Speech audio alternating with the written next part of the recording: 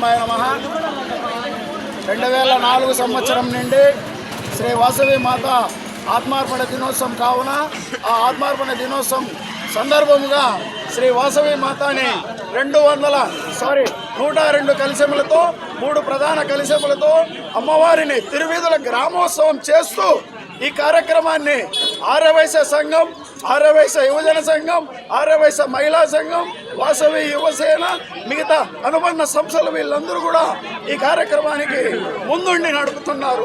వారికి ధన్యవాదాలు తెలియజేసుకుంటూ అమ్మవారి చరిత్ర, శ్రీ వాసవి కన్యకా పరమేశ్వరి గారి అమ్మవారి చరిత్ర ఈనాటిది కాదు, సుమారు 1100 సంవత్సరాల క్రితం అమ్మవారు ఆత్మాహుతి చేసుకోవడం జరిగింది.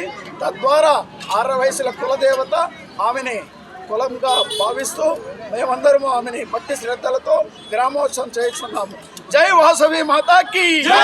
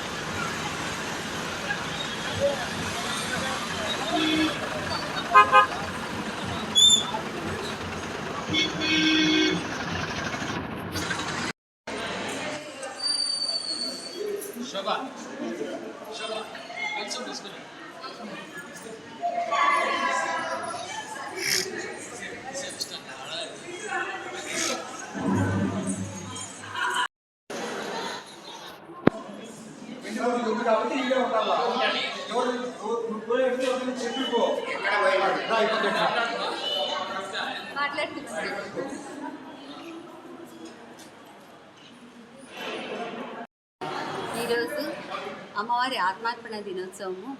అమ్మవారు ప్రపంచానికి సందేశం ఇచ్చిన రోజు. మనుషులన్న తర్వాత ఒక విలువలతో బతకాలి అనేది చూపించిన దినము. ధనానికో ఆస్తికో దేనికి ఆశపడకుండా మన విలువలు, మన కుల ధర్మాలు ఖచ్చితంగా పాటించాలి.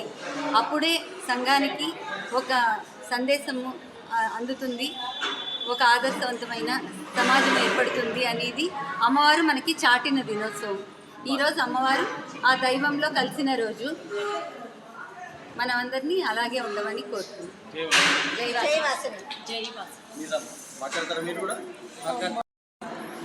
వాసవి మాత ఆత్మార్పణ దినోత్సవం.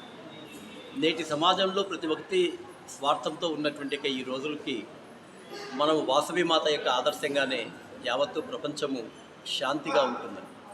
ఆత్మార్పణ అంటే సమాజం కోసం తనను అర్పించుకోవడమే ఆత్మార్పణ.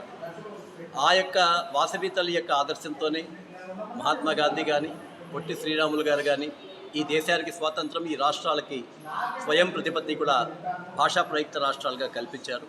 అటువంటి వాసవి మాత ఆదర్శంతో కదిరి యొక్క పట్టణంలో ఆర్యవైశ్య సంఘం, ఆర్యవైశ్య మహిళా సంఘం, ఆర్యవైశ్య యువజన సంఘం, వాసవి క్లబ్, ఆర్యవైశ్య అనేక సంస్థలు అందరూ కూడా వాసవి మాత యొక్క ఊరేగింపు చేశారు.